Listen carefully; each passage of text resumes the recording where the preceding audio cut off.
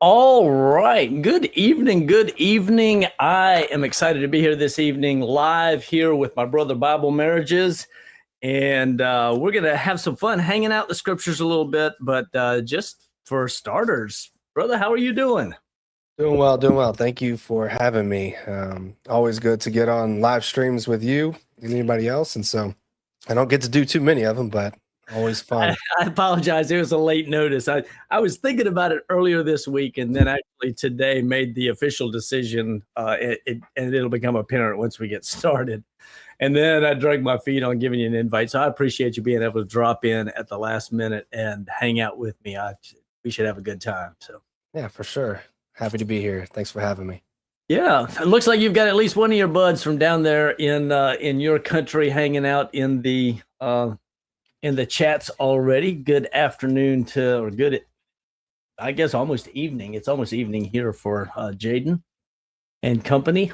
Know how you guys are doing, where you are. Good evening, Graybeard. And got some more New Zealand in the house. So good stuff. Nice. And New Zealand, you see now that we have the Kingdom Restoration Conference available virtually. We will be talking about that probably a little bit later this evening, I'm sure.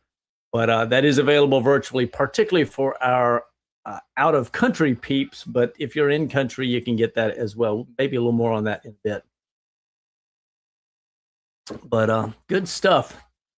And tell me where you are,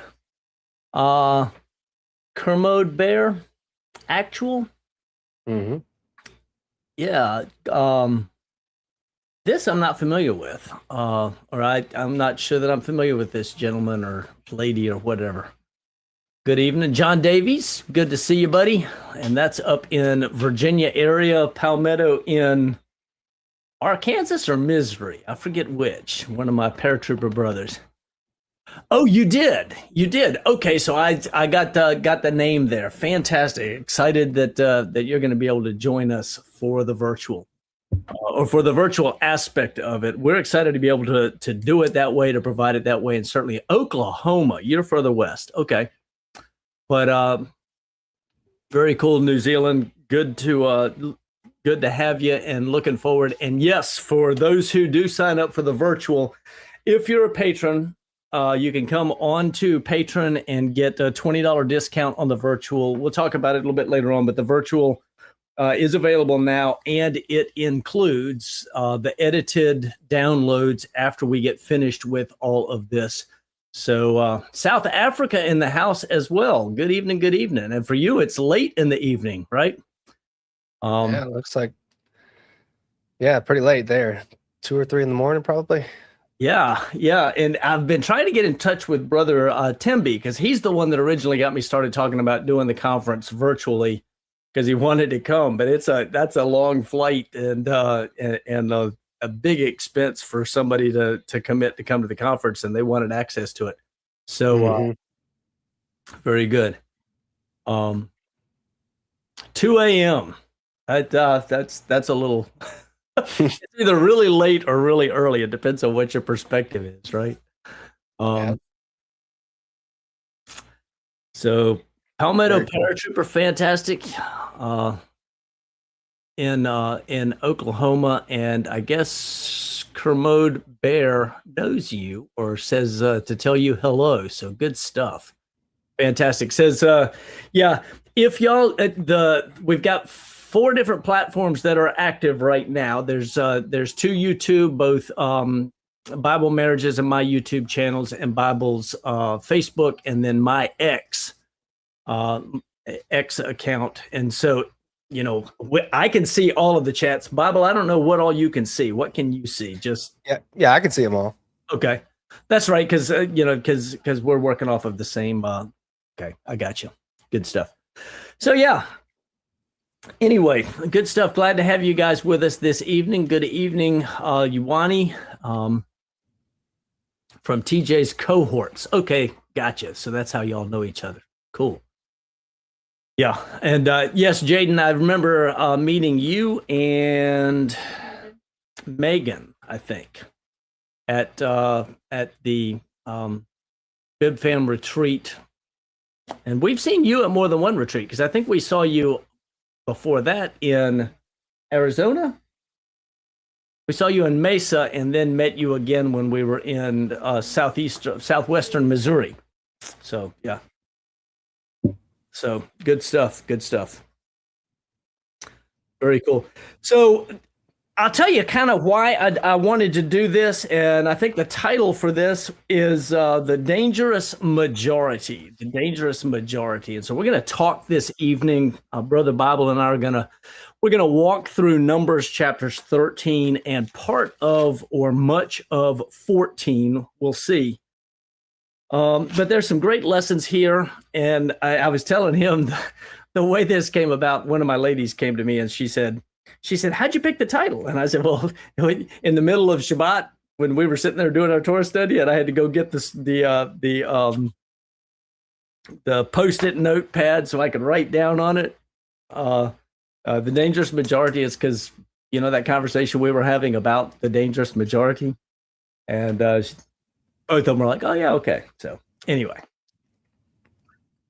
That's how this unfolded, or this came about, and I gave Brother Bible a brief rundown. Yeah, you gave me about 35-minute heads up and a title, and so I was like, okay, I don't know what we're gonna be talking about, but I'm into it. 3-minute thumbnail sketch right before we came on, right? Yeah. So yeah, never see the truth on a billboard. So. The situation is we were getting ready to do Shabbat, and in our fellowship or in our family, typically what we'll do is we'll do group fellowship, or others come here for Shabbat on the first and the third Shabbats, and typically the second and fourth, and if there's a fifth, the fifth. I'll encourage people to either go visit with others or come either that or do Shabbat with their individual families. And so we were having Shabbat. It was just the three of us sitting around the table. And our habit normally is about, 10:30 or 11 o'clock to convene around the kitchen table, or when the weather's nice, to sit out under the retreat outside and start reading. And then around 11:30 or 12, get a whole bunch of snacks, kind of a smorgasbord, and sit down and keep on going until 1:32 or something like that, and then whatever we do after. But I sat down and I was really feeling the weight of a lot of stuff from the perspective that dealing with a couple different situations on a couple different platforms, as well as some families that were really wrestling with the whole biblical headship, patriarchy, polygyny, Torah, what have you, and family members tearing the family apart. Literally a woman taking her children and leaving the house on the advice of her father, and a brother opposed to listening to her husband. Mm-hmm. And just feeling the weight of this, saying, you teach the truth, but with it comes this burden, because now you've got families that don't always, or men that don't always handle it well or properly. And you've got families that sometimes come unglued over it because they don't follow the husband. Instead, they want to start listening to, somebody out here, the serpent. And it gets heavy. It gets really heavy sometimes. Bible, I think you're familiar with this, right? Because I know that from a ministry side, you're deep in it with a lot of different men. Mm-hmm. And so literally I was sitting there and I just said, I don't feel like Shabbat today, or I don't feel like reading scripture. We need to pray, and we just need to, I just need to sit here and have a snack and just sit here and just kind of hang out. Yeah. Long story short, we instead wisely, we did some short prayer and then wisely went into the word, and it so perfectly fit exactly what I was feeling going into it. So that's the stage for where we are and where we're going here. So anyway, you've been drug into it, brother. That's all right. I'm happy to. I mean, it aligns with a lot of things that have been going on. in my online ministry and just personal in my personal walk with trying to help people that we know and helping other families and ministering to them. So absolutely, I'm glad to be here. So fantastic. Good evening to Brother Dave Requisite. Appreciate the subs and likes, and we appreciate anything that y'all do on any of these channels. So I encourage you, if you have not subbed to Bible Marriages, go do it. Good stuff. A lot of great content. YouTube hates him, but he's got great stuff. he finally got over the threshold to be monetized with, and hours they withdrew the monetization and slapped him with just hours. I think it was. Yeah, wasn't long at all. Worked so hard.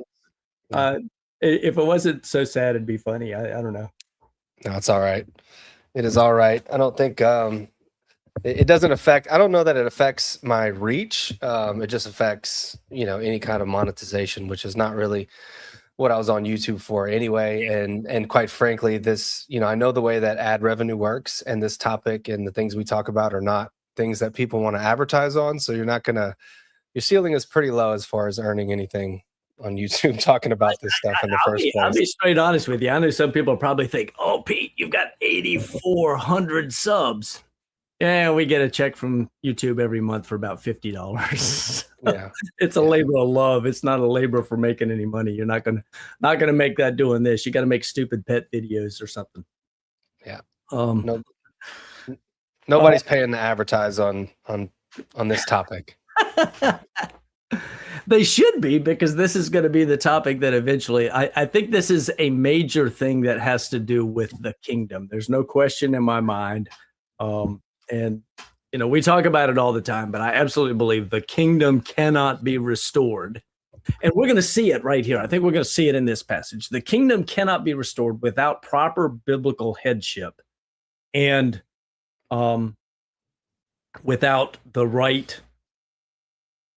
Without at least acceptance. Doesn't mean you have to practice polygyny. You simply have to accept it as righteous and biblical and acceptable in our day and in our time.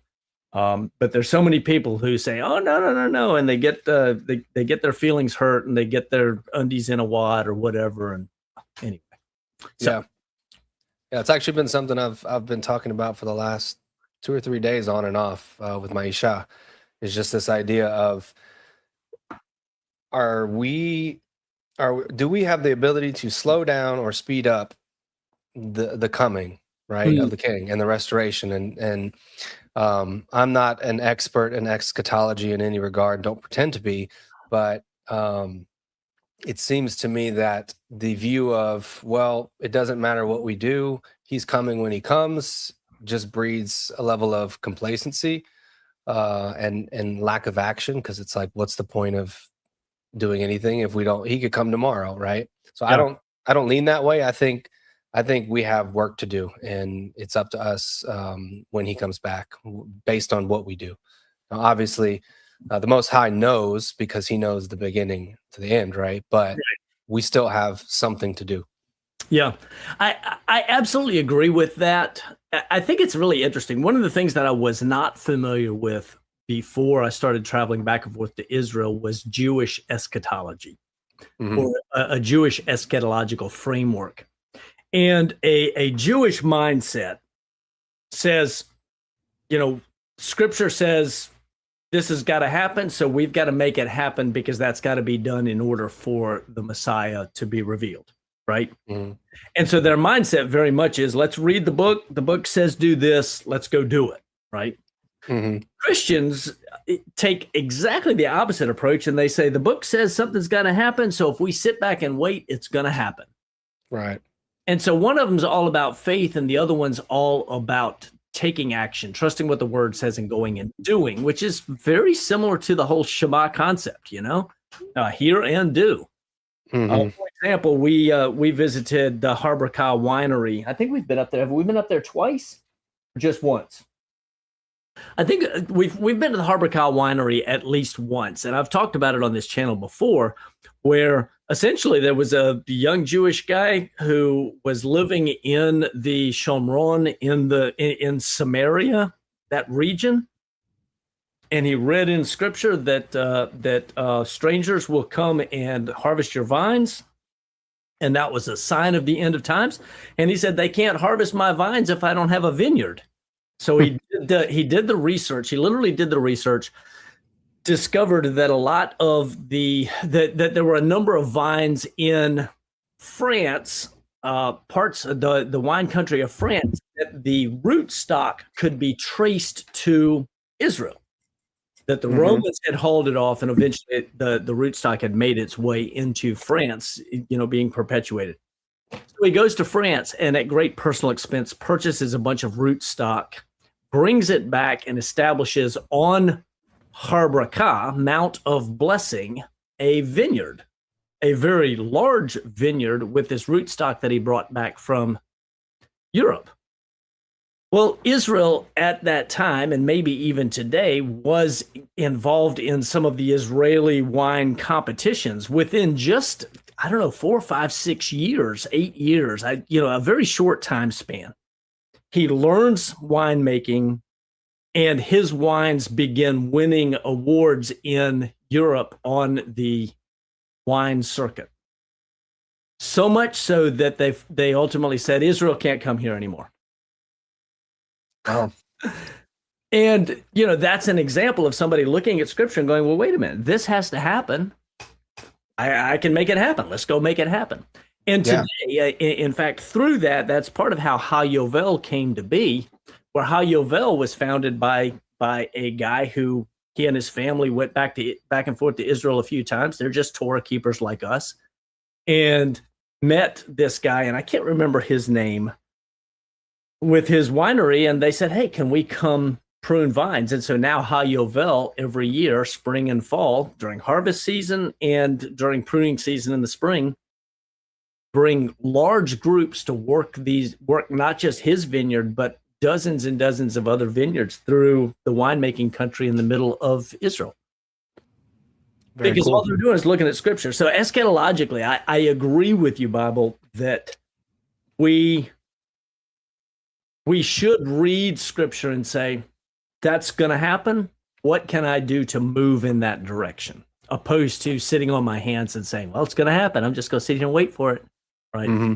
So I completely agree with you there. So, anyway, we've got the passage up. I'd like to walk through Numbers 13 and parts of 14. So it's going to be maybe a little bit of a light Torah study, but we're going to run through this, some things some people may already be familiar with, and then some things that today in connection with things that I was feeling and seeing and everything else, it really opened my eyes to a couple things that are worth looking at here as brothers and sisters. Okay. So I'm just going to start reading. I'm going to read the first 16 verses, and that'll lay some foundation for us, right? So Yahweh spoke to Moshe, saying, let me get my mouse over here. That's not what he said. He said, send out for yourself men so that they can spy out the land of Canaan, which I'm going to give to Bnei Israel. You shall send a man from each of your father's tribes, every one a leader among them. So Moshe sent them from the wilderness of Paran at the command of Yahweh, all of the men who were heads of Bnei Israel, the sons of Israel. These were their names. From the tribe of Reuben, Shammua, the son of Zakur. From the tribe of Shimon, Shaphat, the son of Hori. From the tribe of Yehudah, Caleb, the son of Yefunah. From the tribe of Issachar, Igal, the son of Yosef. From the tribe of Ephraim, Hoshea, the son of Nun. From the tribe of Benjamin, Palti, the son of Raphu. From the tribe of Zebulon, Gadiel, the son of Sodi. From the tribe of Yosef. From the tribe of Manasseh, Gadi, the son of Susi. From the tribe of Dan, Amiel, the son of Gemali. From the tribe of Asher, Sethur, the son of Mikael. From the tribe of Naphtali, Nabi, the son of Vophsi. From the tribe of Gad, Geuel, the son of Machi. These are the names of the men that Moshe sent to spy out the land. But Moshe called Hoshea, the son of Nun, Yehoshua. That'll give us just a real quick rundown for us. The one thing I really want to point out here, and Brother Bible, jump in any time. We'll just lay some foundation here because we're going to, once we get into the good discussion, I'm sure you're going to have lots to add here, but some foundation. These men were heads of the sons of Israel. The 12 that went to spy out the land of Canaan were not nobodies. Mhm. As Roshim, I suppose. I don't know what the proper word is there, but as heads, and I'm guessing Rosh, they were elders. It looks like Roche. Yeah, at the very least, these are going to be men who maybe they're the up and coming warrior leaders. They're respected by everybody around them. What they say goes. These are the young princes in the tribe that have standing in the tribes, right? Mm-hmm. So we're talking about the leaders, and I want to make that point very clear because it's going to be relevant in a little bit when this whole bad scenario unfolds. These are the leaders, right? Most of you have probably noticed this in the past, but it's interesting that Caleb and Yehoshua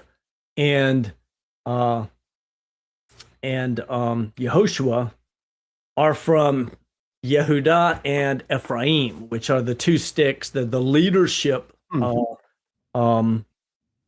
And the two that make it into the land are Ephraim and Judah. Essentially, those are the two men that make it. So we have sort of a picture inside of the larger lesson, but the picture being that the two, you've got the two. Y'all remember? Any of y'all ever sing the song 12 men went to spy in Canaan, 10 were bad, 2 were good, right? You've all sung that back in Bible school days, way back in the day. Anybody not sung that?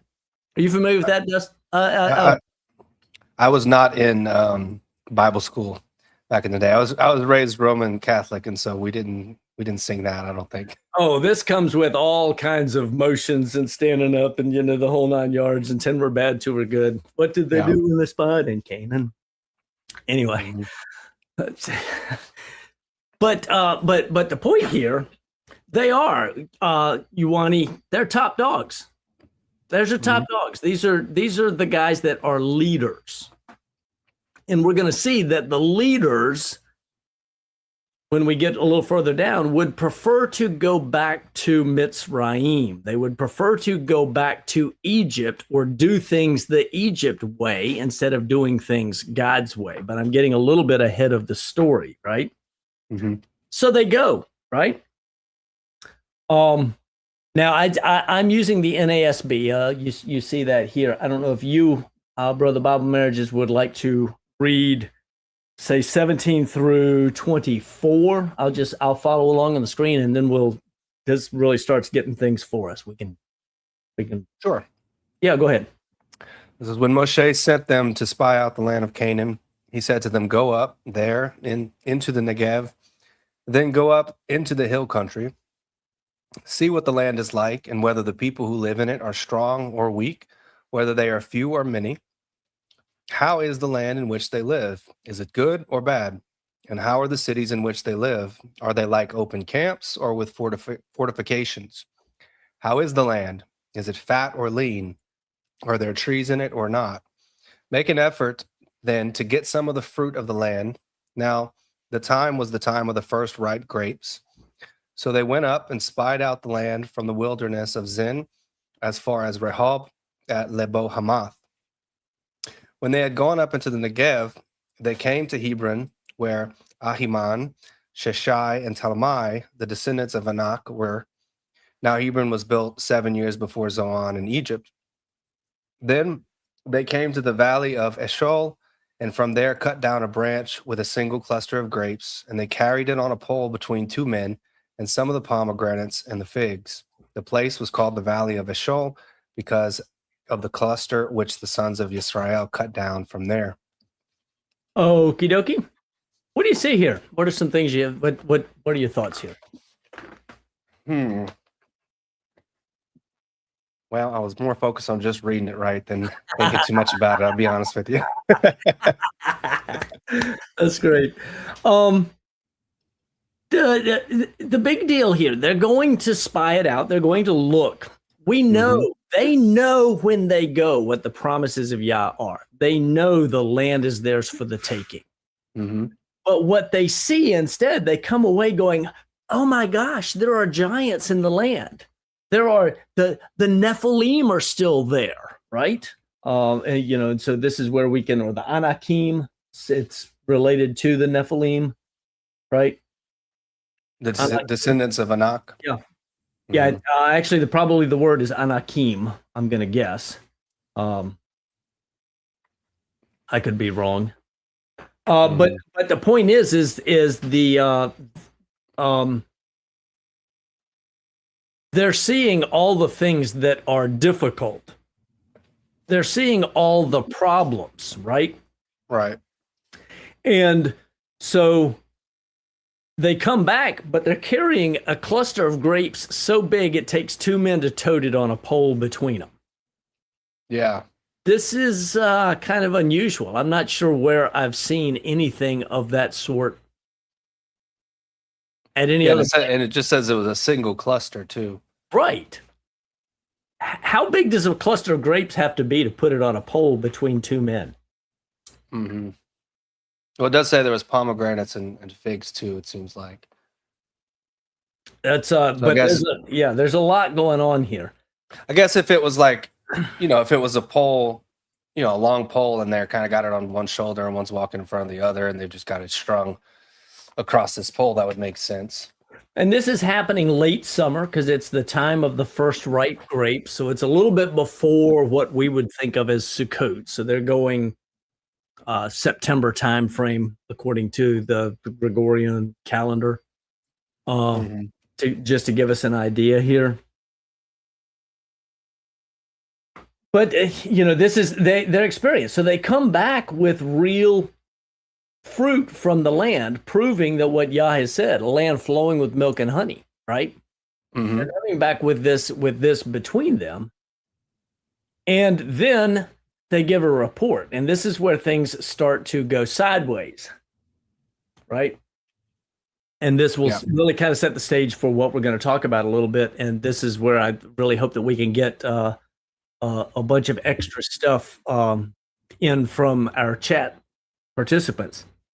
So when they returned from spying out the land at the end of 40 days, they proceeded to come to Moshe and Aharon and to all the congregation of Bnei Israel in the wilderness of Paran at Kadesh. And they brought back word to them and to all the congregation and showed them the fruit of the land. Thus they told him and said, "We went into the land where you sent us, and it certainly does flow with milk and honey, and this is its fruit. Nevertheless, the people who live in the land are strong, and the cities are fortified and very large. And moreover, we saw the descendants of Anak there.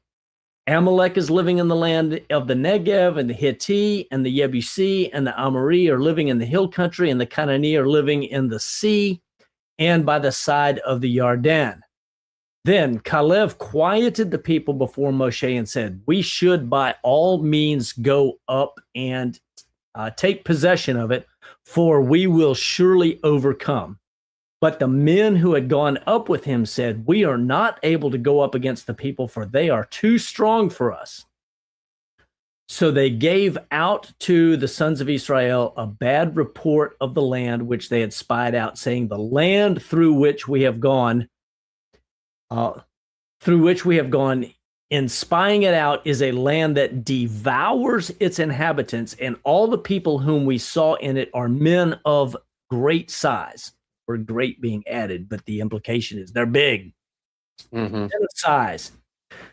There also we saw the Nephilim. The sons of Anak are part of the Nephilim, and we became like grasshoppers in our own sight, and so we were in their sight. Here's the deal, and the real connection for us right now today. is that we see, I think there are a whole lot of Torah keepers out there that read and see the promises of Yah in his word. Yep. But then they're afraid to trust that he will remove the problems, or that he will give victory in taking the land. And so instead they go, oh, it's too hard, I'm going back. And the place that you and I, Brother Bible, the place that you and I and many of those in our chats see it the most is in dealing with headship and patriarchy, and particularly polygyny. What I see is a lot of Torah teachers, and I've complained about this recently in another video, but I see a lot of Torah teachers that they'll even say it's not sin, but don't go there. It will be hard. Your woman won't be happy. You'll lose your friends. It's not for today, or whatever. All of the different things, they pour out all of the negative instead of saying, you know what? God's word says that this is a good thing. And so, yeah, there's some challenges, but how about we focus on the fact that it's a good thing and he can bring victory in the middle of it? Yeah, absolutely. I think that even the Torah keepers are mostly, in my experience, myself included, and yourself included, we're coming out of Western Christianity, right? Most of us are coming out of Christianity and stepping into keeping Torah. And with that comes the baggage of both Western Christianity and the world that Western Christianity mostly aligns with, at least within the home and the marriage. And so even though you get to the point of keeping Torah, that doesn't by default mean you're taking on patriarchy. It doesn't by default mean you're going to automatically align with masculine headship and all of that. So, I think we just see that we're willing to strip a lot of things, but not all the things, right? And the hardest thing to strip is headship, patriarchy, egalitarianism, feminism, and the root of that, which is just so deeply planted into all the denominations, right? Whether it's coming from Roman Catholicism and Protestantism, it's so ingrained, this egalitarian mindset, and then it's also so ingrained in the world. So, when you decide I'm gonna run my house, I'm gonna rule my house well in a patriarchal way, you're going up against everybody. It's not like you really have no allies except for the Most High. Right. And so it's one of the hardest positions that you can choose to take. And that's not even talking about polygyny. It's just the woman is not equal to the man. You say that and you're going up against the giants. Amen.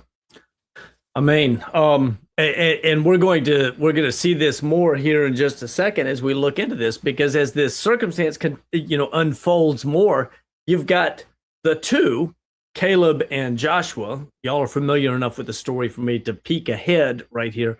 But the two who stand against the entire assembly and say, no, hold on, stop. Just think. Let's go back to what the word says. Yahweh says, I will give you this land. It's flowing with milk and honey. I will go before you and defeat your enemies. Nobody can stop you. I promised this to you. I brought you out of Egypt. I did all of those great miracles. And yet the people are like, they're only at this point, at most 15 months out of Egypt, but they can't remember the destruction that Yahweh did to Egypt. Instead, they're looking ahead and they're seeing it with, somebody in here said, the spirit of fear, right? Now, whether or not the spirit of fear convinced those 10 men to lie, or what, the bottom line is they indeed are looking at things through the wrong lens. They're not looking at it through Yah's eyes. They're looking at it through a man-made lens. man-made eyes. And one of the things that we as men really, really, really have to do is read the word, accept the word, or read the word, look at it, and accept it as saying, this is what Yahweh says he's going to do. He's going to do it. Therefore, I believe it. Not, I'll believe it when I see it. Right? Yeah. And it's an incredibly scary thing, I think, for I'm fearful for those who look at it, for the Torah teachers who read this, going, yeah, this is what it says. This is, and they go through it every year through the Torah portions and through other parts of Scripture and connecting all these pieces. And then they say, oh, yeah, but we don't need to, we shouldn't do that. We're not really going to get taken back to the land. Don't plan on that. Or headship and patriarchy isn't really necessary for the restoration of the kingdom. Never mind the fact that everything here is to the sons of Israel. It's not to, in fact, we will see in a minute that the judgment falls on the men. It doesn't fall on the women. Yeah. Yeah, I don't, you know me, I'm a very logical person. I don't see how you can take the position that we're going to obey Yah's commands. We're going to keep the Torah, but only parts of it, and only parts of it that are comfortable. Right. And you're not going to, I don't think you're going to get the blessing of, Caleb wasn't saying, let's go gung ho in there half-heartedly with half faith. Right. It was like, no, I trust that he will deliver because I believe him. Right. Right. But in that faith also comes with, he's sovereign over everything. Whatever he tells me to do, I will do it. What he tells me not to do, I won't do it, to the best of my understanding and ability. I am your servant. You don't get the blessing when you're half-heartedly serving. Yeah, that's good stuff there. Your comment with regards to not sure, or people who don't think that the whole Torah is going to exist in the millennial kingdom, for example. It says the law will go forth from Sion and the word of the Lord from Jerusalem. When the prince comes, we see elsewhere in Ezekiel 43 and 44, the prince, capital P, prince is the way it is in my scripture, but I think it's a reference to the Messiah coming and going from the temple. He is going to be, Yeshua seated on the throne of his father David. He is going to adjudicate Torah, which by definition means he's going to do all of it, because he's not going to sit on the throne and say, oh, that doesn't apply anymore, because that would make him a sinner. That would make him adding and subtracting from the Torah. Yep. I'll be so bold as to say, and I think this is going to be probably the supreme test in the wilderness, and I don't want to go through this one. But we see, Paul tells us in 1 Corinthians chapter 10, these things are written as examples for them upon whom the ends of the age have come, right? At the beginning of that, because he talks about multiple different problems in the wilderness, and 24,000 fell in one day, and yada, yada, and so forth. The point being that I think that there's going to be a wilderness experience where we go back through some of this, and we're going to have to, we'll see thirst, we'll see hunger, we're going to see somebody collecting sticks on Shabbat and the need to carry out justice after the king has spoken, right? And some people think, I think a lot of Christendom is of the mindset going, oh, no. Yeshua would never say stone that person. But the Torah says, in some circumstances, you get stoned. The question is, are we willing to carry out the Torah to its fullest extent, or do we negotiate with it and say, well, I'm not really worried about that part of it. I'm not willing to do that piece of it. Right. And obviously there's an understanding that comes with that, which is, and you get this a lot. I get this a lot when people try to get gotchas as far as Torah keeping. And it's like, well, do you do this and do you do that? And it's like, okay, well, first of all, if you knew Torah, you would know that that's not my responsibility to carry out just unilaterally in the first place. We don't have the priest in place. We don't have the judges in place. We don't have, there's all these certain elements that just aren't in place for us to even be able to carry that out. And in fact, it would be a violation in many ways to try to carry it out, right? Right. And so my position is simply that, and somebody tried to push me on this on Facebook yesterday.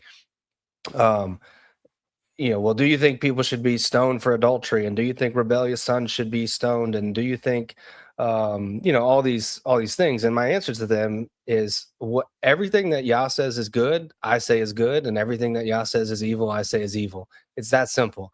I don't need to be more complicated than that, right? It's my job to, if any of those things is hard for me to understand, is to ask him for understanding and not try to take the position that I have better morality than the creator. Yeah. Right? And a lot of times my answer, somebody says, well, do you think people should be? It doesn't matter what I think. Right. It does not matter what I think. What does the word say? Yeah. He never came back and said, well, I retract that law, or I recant or repent of making that. I don't see that. I think, in the, what is it in Zechariah chapter 14, verses 16 through 19, he very specifically says that after those days of trouble, if the nations don't come up for Sukkot, they don't get rain. Yeah. That's Yahweh, or whoever's seated on the throne, Yeshua, saying, guys, you didn't send anybody up, and you were told to, and you had a whole year to plan. And every year it happens at this time. Why didn't you? You're going to experience drought. See you next year. Yeah. Yeah, absolutely. Yeah. Everybody wants a Messiah that's a lamb, but what they're going to get is a lion. Right. Judah was looking for a lion, and they got a lamb, right? But it's not going to be a lamb that comes back the next time. He's the Lion of the tribe of Judah. And we're going to see him in the fullness of his justice. Yeah, I mean, I ask people not to take this conversation off the rails at all, but I tend to ask people if they believe that Yeshua, was there in the beginning, right? And if you believe that he is divine and he was there in the beginning, who is it that gave the law mouth to Moshe? Yeah. Right. And you have to believe that it was him. If you believe that, Moses couldn't see the Father and live, right. Or hear, or no one has heard him. Right. Right. And so if, and I believe he did, he gave all of those laws, all of the Torah and the prophets, but all the Torah is his word, and he is the word made flesh. He can't come in the flesh and contradict any of that. Otherwise he would be double-minded and it wouldn't be him. Right. Because he's the embodiment of the word. Right. And in so fact, it just, the antithesis of who he is described as the lawless one. So if he's less law, then he's not the one, right? Exactly. Yeah. So to bring us back to this passage right here, ultimately what we've got the men, spies, leaders coming back from the land and saying, oh yeah, it's fruitful, just like Yah said, but you don't want to go there. There's what is it? There's dragons in them hills or something. There's something like that. But the bottom line is they're saying, yeah, the blessings are there, but God's not big enough to take care of us. He's not big enough to carry out what he promised he would do. Right. And it's a denial of him and trusting that our wisdom is better than his because we're here and we know better, which is the same thing we hear all the time with people both in and out of the Torah movement that look at the law and say, oh, we don't have to do that anymore because, this is modern times. Women can go get a job. They don't need to have covering or, whatever the excuse is. And Christendom has, a long list of them. Right. So in that regard, speak to the thing that was weighing on you heavily, and where ultimately we're going and what ultimately you want to see accomplished. Does that question make sense, or that prompt makes sense? Yeah. I, to give a little bit more context for this morning, one of the things that I did, I told my ladies, I said, I'm feeling so heavy over all of this. And before we started into the Torah portion, I said, I don't know if that's what this is, but it feels a little bit like what we see in Ezekiel chapter 9, where Ezekiel, I guess in his vision, he sees the command to the angel to go through and mark the foreheads of everyone who cries and weeps and sighs over the abominations of Jerusalem before the destruction of the city. And the ones that are marked, because that are broken over the sins and broken over the unwillingness to submit to what Yah's word actually says, and instead they're doing things their own way, including in that very passage, it might talk about the Queen of Heaven and making cakes to the Queen of Heaven. I think it's in that same chapter. But the bottom line is are we going to line up with what he says, and are we broken over our brothers around us that aren't? Right. I've literally in one of my older videos, I have a Torah teacher that's got 135 or 140,000 subscribers who sent me a message, and he said, all right, Pete Rambo, I'm willing to challenge you to a debate on your pet doctrine about polygamy or polygyny or whatever. But it's not sin. But I don't think we should do it in this day or whatever. And we had a little bit of an exchange. I told him, I said, yeah, I'll take it, but we've got to change. And we had it back and forth over the title. And then he has not since. I'll send him a message tonight or tomorrow reminding him that we still have a conversation going on, because I'd love to have this conversation with him. But he's in a position where he's negotiating with what the word says. Either if it's not sin, then why are we negotiating? What's to debate?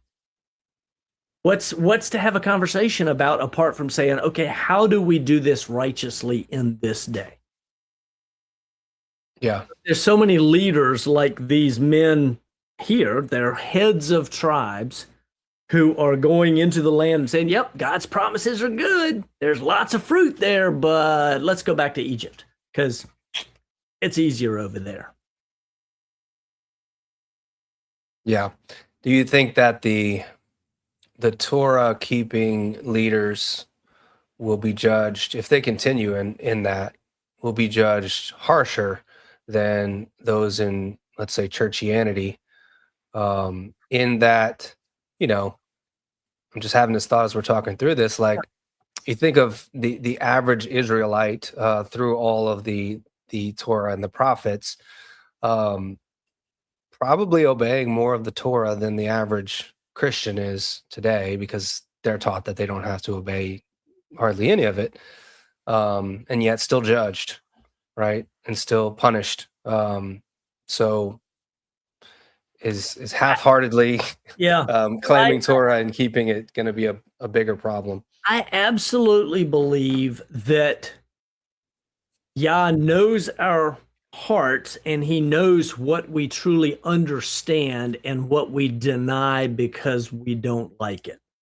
Yeah. And so I think there are plenty of Torah teachers that they like the recognition, they like the followership, they like all of the accolades that come with being, famous YouTube celebrity or whatever. I think there are plenty of them that like that, but they don't stop and think that, wait a minute, I'm accountable to a higher level, because not only do I generally understand the word, I specifically understand a lot of this. Mhm. And now I'm confronted by somebody who, Bible marriages, Jared Cheshire, Aubrey Killian, whatever, any of these guys that are out there teaching headship and patriarchy, they're confronted by one of us, and then they go, I hear what you're saying, but my peeps won't like that. And so it's a lot more profitable to say nothing and teach on Nephilim and teach on, the role of elders, never mind that they get parts of that wrong, or they willingly ignore it or choose to tap dance around it and find ways to explain it away, such that they are adding or taking away from the Torah knowingly. And yes, I absolutely believe that they will be judged more harshly than those who are ignorant. Mm-hmm. Yeah, where I'm at with this is, and some people are kind of talking about this in the chat, but like, regardless if you're a Baptist, you're a Roman Catholic, you're a Torah keeper, whatever, and this is the heart of, I think, both your ministry and mine, is that what do our families look like to the world? And are we set apart in such a way that our families are actually looking different than the world and how they do family, whether that be just a husband and wife or a husband and wife and children, or in the pro-polygyny area, right? A husband and his multiple wives and children. But if we're not teaching the things, regardless of the deeper levels of doctrine and Torah, if we're not, what good is teaching, going through Torah portions and all that stuff, if we're not affecting meaningful change as men and women, husbands, wives, and our children in the house? And if the root of that, which I suspect it is mostly the fear of the wife, right? It's the fear of egalitarianism. It's the fear of looking too different in our headship and patriarchy from the world. What are the consequences of that, right? Because who do we really fear at that point? And that ties back to what's going on here, because the men are looking at the land that they're being told to conquer, and they're saying, I don't really trust that Yah can get me through this, right? Or alternatively, they're trying to do it on their own strength, and that's how it ends up blowing up, because they're just trying to go and conquer without him, right? And they're doing it in an unrighteous way, and all of it goes terribly wrong. One's complacency, which leads to destruction, and one's just destruction. But the only way that we actually conquer this beast is 100% submission as a man to Yeshua, and trust and faith in him, and saying, no, we're going to go and we're going to tackle it. Doesn't matter how hard it is, doesn't matter how scary it looks, and it doesn't matter the cost. Like, you have to be willing to suffer the cost, right? There's a difference between I'm willing to accept any of the costs and going out there and purposely trying to destroy something. Those are different things. And I see a lot of, within the home, I'm afraid of the wife, and I'm afraid of what the world will think if I try to be too patriarchal, right? Yeah. And what her friends will think. And like you spoke to in the beginning of this video, like, what are her family members going to think? And are they going to come in and try to destroy my house when they hear of the order that I'm trying to set in place, right? And it does happen. It 100% will happen, right? And so the question is only, are you going to trust Yah through that, right? Or are you just not going to act because you don't trust him? Yeah. Yeah, it's absolutely. Who is your king? And either it is the Messiah and his word, or you are, or maybe it's your woman. Who rules over you, right? So I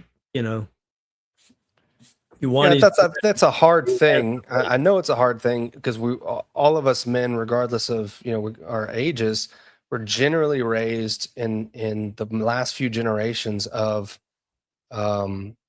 watching, our fathers be ruled by their women. And so Right. we were steeped in this culture of just appeasing women. And so it's hard to come out of that, and I've been there, like I was there. So I'm not speaking to somebody who's like puffed up and saying I've gotten this right. I did not. I've got it wrong for the majority of my life, right?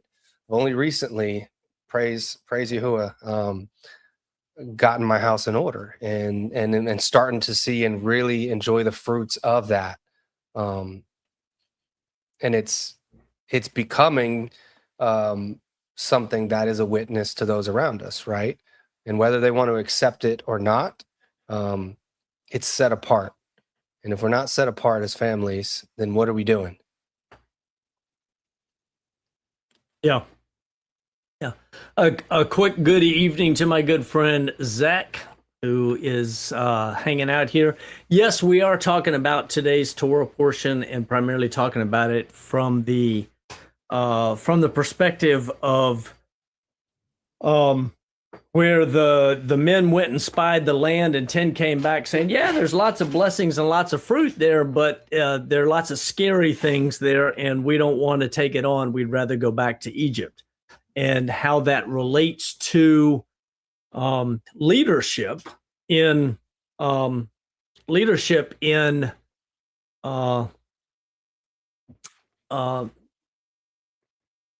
how it relates to leadership, primarily in the Torah community, that would rather stay comfortable and keep my camera just, I don't know. I'm talking with my hands and my camera keeps reading me wrong.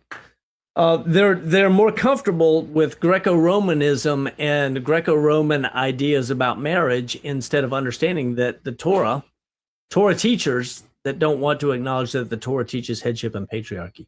So my good friend there, he and I have known each other for probably 9 years. I probably first met him or more, 10 or 11 years ago. Met you in Georgia at a Bib Fam retreat. It was the first time, I think. And we've kept up with each other. He's in North Georgia. So we see each other once in a great while. He gives me a hard time. I give him a hard time. It's part of what we have to do. We're good at it. So anyway, welcome there to the Revolting Man. He's got a fun channel. Yeah, you got the shout out, but you're my big brother. I appreciate you. Even though I have to straighten you out on your understanding about Torah once in a while. I was going around with him. We've got something going on in one of the post messages that I just posted the other day on YouTube. Anyway, let's keep going in the text here. Keep going. We stopped at the end of this little section here. No. I thought you read it all. Did we read to the end of the chapter? Yeah, we did. Okay. So we got to the end of chapter 13, and the bottom line is that Caleb and Joshua are saying, wait, guys, it's okay. Yah's got this. We can go into the land. We need to trust him. But that's not what happens next, right? All right, I'll let you read this next section. And it looks like a good division is at the end of verse 10. So read 14 verses 1 through the end of 10. And I'll scroll. I'll accept that division, even though you hate those divisions. I do hate the divisions, but they're somewhat convenient at times, right? Yeah, I got you. And I remind, you're so familiar with this, but I remind my viewers all the time, if y'all are new here, these subtitles at the beginning of chapters are not inspired. It is complete BS. The translators, sometimes it's helpful. It helps you kind of know where you are in the story. But the bottom line is, it often poisons the well, and you think about the passage in a particular way. And the one that drives me the craziest, that's, let me ask you, Brother Bible Marriages, which one drives me the craziest? Can you guess? I probably should know, but I can't guess. Acts chapter 9, the conversion of Paul. Oh wow. That one just makes me crazy every time I read it. The conversion of Saul. He wasn't converted. Nowhere does it say ever that he converted to anything. He came to faith in Messiah. He wasn't converted to anything. But that's the place that Christians go, see, that's where the Jew became a Christian. He wasn't a Jew no more. Yeah. Oh, Lord have There's mercy. one that is clean. Yeah. Is that a title? My ladies are over here. They said something about thus he made all foods clean. Is that a title in Mark or Matthew? Very possibly is. Anyway, we'll get off track here, but yeah, it drives me crazy. Most of them are somewhat accurate, but just remember, don't allow these things to poison your well. Go ahead. I just kind of ignore them at this point. Don't even see them. So, all right. Numbers 14:1. Then all the congregation lifted up their voices and cried, and the people wept that night. All the sons of Israel grumbled against Moshe and Aaron, and the whole congregation said to them, "Would that we had died in the land of Egypt, or would that we had died in this wilderness? Why is Yahuwah bringing us into this land to fall by the sword? Our wives and our little ones will become plunder. Would it not be better for us to return to Egypt?"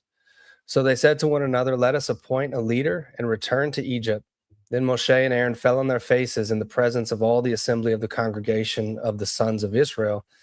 Joshua, the son of Nun, and Caleb, the son of Jephunneh, of those who had spied out the land, tore their clothes, and they spoke to all the congregation of the sons of Israel, saying, "The land which we passed through to spy out is an exceedingly good land. If Yahuwah is pleased with us, then he will bring us into this land and give it to us, a land which flows with milk and honey.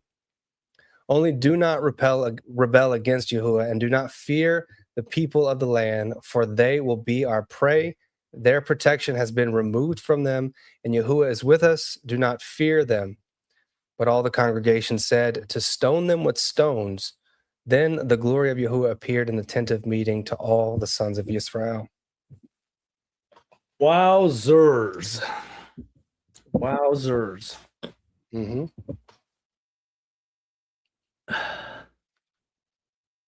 To start with, do you notice how many times in this passage it says the congregation of the sons of Israel, the whole congregation, yada, yada, and so forth?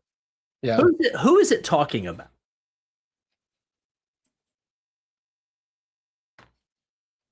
The congregation. Who is that? I think I see where you're going with this. Yeah. The ecclesia? I'm not doing any gotchas. Yeah. Well, it is the ecclesia, but it is the men. It's the men 20 years of age and above. Thank you, Palmetto Paratrooper. Look at that. He's got my back. Not that anybody else does it, but there you go, right there. All caps. Men. This is not that, this is the men. Now, some of their women are contributing, and we're going to see that a little bit later on. But the point is it's the men, and the men are going to be judged for this. Okay? We'll see that in a minute. But can you imagine? Yahweh brings his people into the wilderness. He's done all of these great things coming out of Mitzrayim. And then they say, "Oh my gosh, this is horrible. What a calamity. Let's go back to Egypt." Can you imagine going back and groveling and saying, "Please take us back as slaves. It was better here." Can you imagine groveling for that? I can't even imagine that. That's man, wow. Talk about simping, right? Yeah. And they're not willing to trust that Yahweh says, "I'm giving you this land. I'm giving you everything that you've got." And his word for the future says, "I'm going to put you in houses you didn't build, and you're going to sit under grapevines you didn't plant, and you're going to eat the fruit of the land for things that you didn't put there." Mm-hmm. Wow. Right? That's yet future. Yeah. Yeah. But yet right here, all of the men are doing all of this whining, and Joshua and Caleb again, representative of the two sticks, because we see the two of them are the ones that make it into the land. I think that's an amazing picture. It's a prophetic picture, right? Right. But the men say, "Let us appoint a leader and return to Mitzrayim." So it's this idea of we don't like the headship we have. Let's go get different headship, right? We're not interested in being under Moshe. We're not interested in being under Yeshua, because I believe, again, Yeshua is walking among them. He's the pillar of cloud by day. He's the pillar of fire by night. He's the one that leads them in the wilderness, right? And so Right. he's right there, and yet they're saying we don't want their leadership. We want somebody else's leadership. But this right here, this particular verse right here, just really gets me. 603,550 men in the congregation, according to the numbering that had happened weeks, maybe days before this event. Numbers chapter 1. Mm-hmm. And so there's 603,000 men in the congregation, and now there are two men standing out there saying, don't do this. Stop, guys. This is a really bad move. And they pick up stones. Now, the question, I told the ladies today, I said, you know who had the stones there? It was these two men who were standing there saying, don't do it, right? Do we have? Now, this is a question for us. This is a heart check for me. Do we have the stones when everybody around us is saying, I'm going to kill you? You need to shut up. You are a nuisance, and we need to stick with Greco-Romanism. We need to stick with the church. We need to stick with our nation, the patriot deal, right? Do we have the stones to stand up and say no? No, this is not right. The right thing is to follow the word, to do what the word says, to walk in his paths, and to keep covenant, right? Do we have the stone? And this is a real check for every man that's here in the chat, for everybody who sees this down the road. Do you have the stones when everybody around you is saying, no, don't do that. It's easier if we go back this direction. We don't have to keep all those commandments. Yeah. And you say no. And you notice that the glory of Yah did not appear until after these guys are standing there, right? Mm-hmm. They weren't standing there with Yah standing over their shoulder going, yep, I got this, right? they're trusting he will, or they're willing to die in faith, right? Yeah. That's pretty hard to imagine, thinking, you read congregation, if you don't put two and two together and think about just how many, but at the same time, it is a heart check. It is a gut check for all men. It's just, it always comes down to, like, who do we trust and who do we fear? Yeah. And part of it is an ingrained sense of affirmation. Are you willing to go alone? And this is one of the really good things about Torah keepers, and it's one of the really bad things about Torah keepers.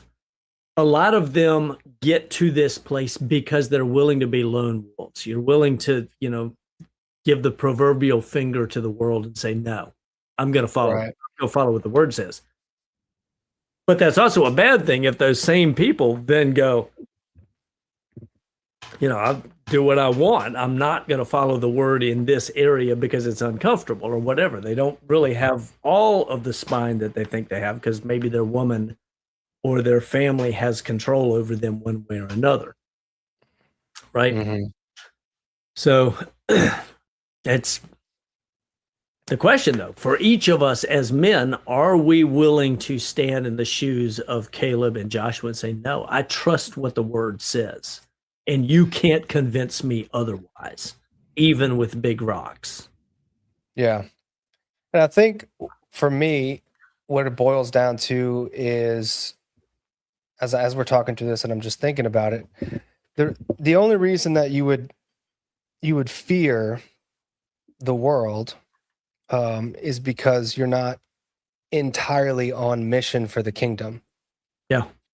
And I think that's where we all struggle as men, in varying capacities in this walk. It's how much of this life, this worldly existence that I have, am I trying to hold on to? And if your entire being is dedicated to the coming kingdom, eternity, your full submission to the master and whatever it is that he calls you to do, it's going to be a lot easier to look down the 600,000 men and say no, right? Like, because it doesn't matter what you do to me. This is not my life, and this is not, I'm not after what you're after, Right. right? And until you get to the point as a man where you've really truly surrendered yourself to the Most High and said, "Do what it is you want to do with me. I'm your servant," right? Right. Right. Um, Amen. you're gonna be weighing the cost, Amen. right? It's my job, or it's my wife and my family and my kids, and all those things, have a purpose. But ultimately, if you're going to turn back and look, you're not worthy of his kingdom, right? And so I think that's probably the biggest thing that men need to realize and come to. And for me, that took just hitting rock bottom. And it's like, look, I thought I could figure it out. I'm a smart guy. I could manage. It took absolutely being at rock bottom just to fully surrender and say, you know what? My life is not my own. I'm done trying to figure it out. And I don't know what that is for all men, right? Mm-hmm. It's not going to be the same for all men, but I just don't think you're going to get to the point where you're able to truly say no and I'm going to obey Yah over everything else until you're 100% sold out for the kingdom. Amen. And that goes for the women too. Yeah. Except that they need to be 100% sold out to the mission of their husband. Yes. And if they are, then they're going to be willing to say no to the influences that are around them, right? Which is friends that say, you don't need to do that, or Right. a mother-in-law, or a mother, or even a father, Yeah. right? Who wants to interject and try to be the serpent and tell them not to do what their husband has commanded them or instructed them to do. If they're not sold out for the mission, they're going to be pulled away.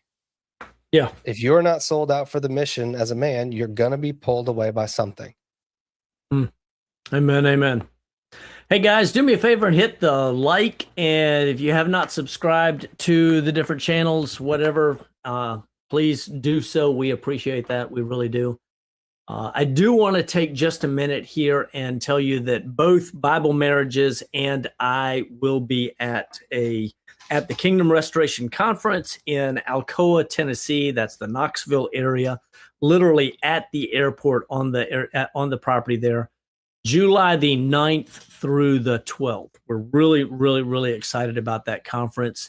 It is available for those who can't make the conference in person. It is available online.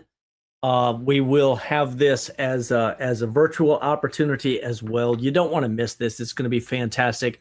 A lot of great stuff for headship and patriarchy. We've got some fantastic speakers that are going to be there. There's a whole lot of really cool things that we're doing this year. We're starting some new stuff that I think in future years we're going to look back and say that was a game changer. So would love to have you at the Kingdom Restoration Conference. If you go to the kingdomrestorationconf.com, the title right there on the screen, if you go to that, you can see exactly who the speakers are going to be, what the program is going to be, what registration is, where we're going to be, the dates, all that kind of detail, as well as the virtual opportunity. The virtual opportunity, if you are a member of MaximaPotentia.com, or if you are a member of my Patreon, patreon.com/parlay with Pete Rambo, you can get a $20 coupon or a discount code, and we would love to have you participating even in those platforms, because those are there for the purpose of helping you grow. So good stuff. Absolutely. Looking forward to it. So I can't wait to. I mean I saw you last in December of last year when I was out your way, and looking forward to seeing you and your woman again. My ladies can't wait to see her, and it's going to be a good time. We're going to have a great time, and I will thank you as well. For a lot here. Brother Bible Marriages has been helping me out a great deal with a lot of the logistics and behind the scenes and the web management and stuff like that for this conference. It's something that we're putting on, and we really would like to have you join us because I'm telling you, it's going to be awesome, right? We do still have space available, so not a ton, but we've got a little countdown meter over here on the window where we're counting and praying for seats to be filled and praying for virtual slots to be filled, because we really would like to see a lot of people blessed by this and challenged and grow through this. So appreciate it. Amen. All right.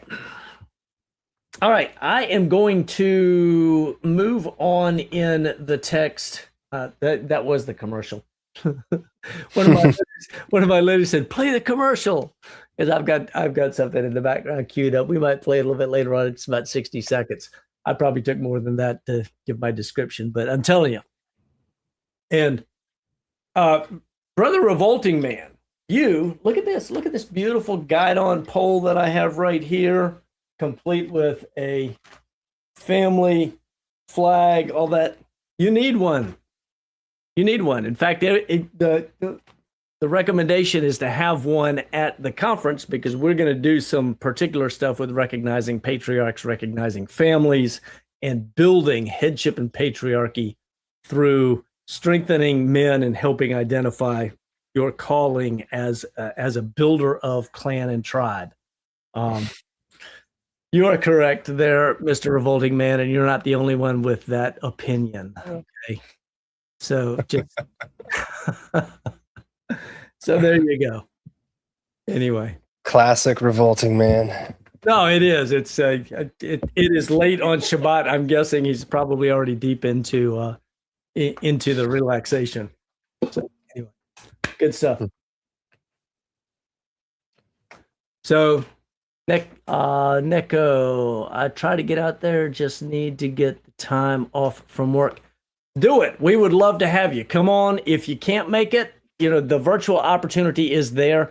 Anybody who comes in person or does the virtual will get a link to download all of the edited and neatly assembled talks afterwards. And then we'll also have the whole thing available as a package deal to be able to purchase. So that's something too. But why not get it? Because even if you only make it virtually, I'm telling you, the opportunity is there to be able to possibly get some hot takes from people. We may have some other camera stuff that doesn't wind up on the final edit copy. So you'll get a real good look at the up close. Brother Dustin, how are you, sir? It's good to see you. All right, so let's move on into chapter 14 because this is going to. Now it's going to move from affecting the leaders to affecting the men to affecting the whole congregation. Okay. And where are we? We should be at the top of the chapter here. Let me go. I think we read to 10.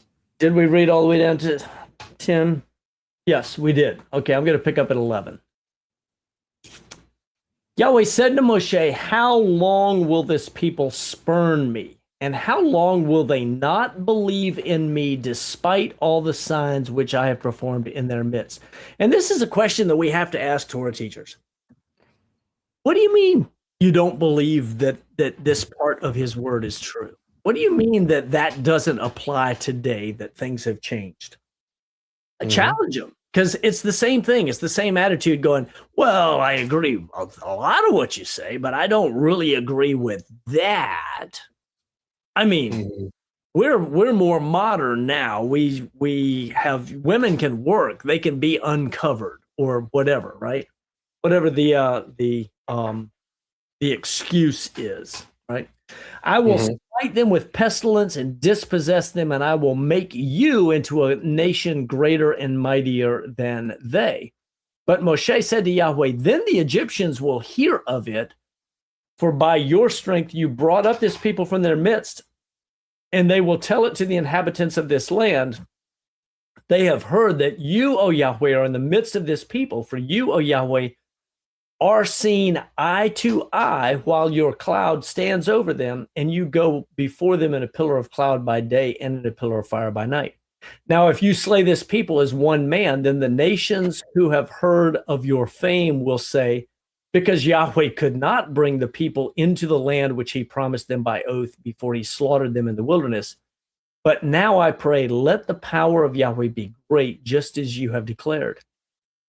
Yahweh is slow to anger and abundant in loving kindness, forgiving iniquity and transgression, but he will by no means clear the iniquity or the guilty, visiting the iniquity of the fathers on the children to the third and fourth generations.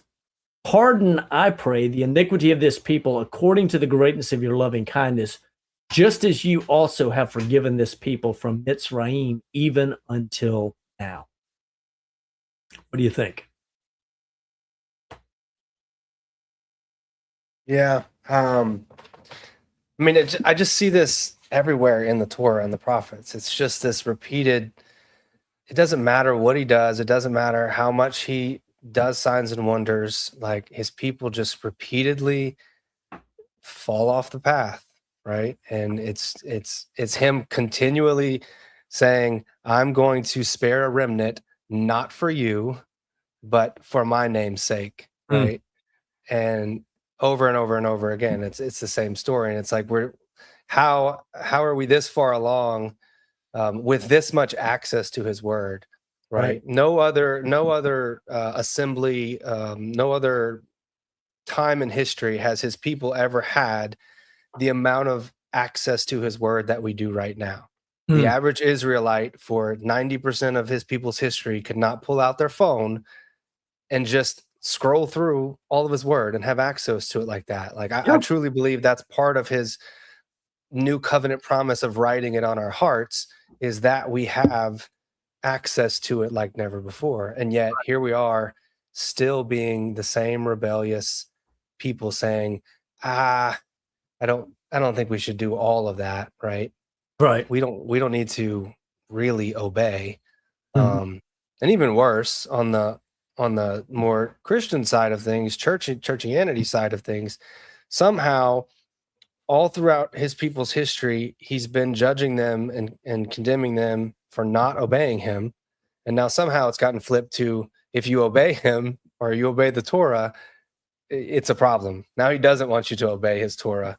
You know, I'm not sure when that transition happened, but in Amos, he says he's never going to do anything without sending a prophet to tell his people about it. And I can't find the prophet that says, at some point, I'm going to want you guys to do the opposite of what I've been telling you the whole time.